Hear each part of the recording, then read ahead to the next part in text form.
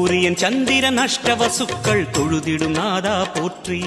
சிவ ஓம் நம சிவாய. சுந்தரி உண்ணாமுலையுடன் திகழும் அண்ணாமலையே போற்றி.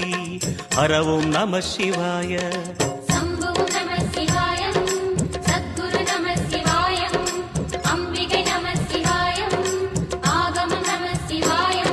நம சிவாய நம சிவாய ஓம் நம சிவாய. நம சிவாய நம சிவாய ஓம் நம சிவாய.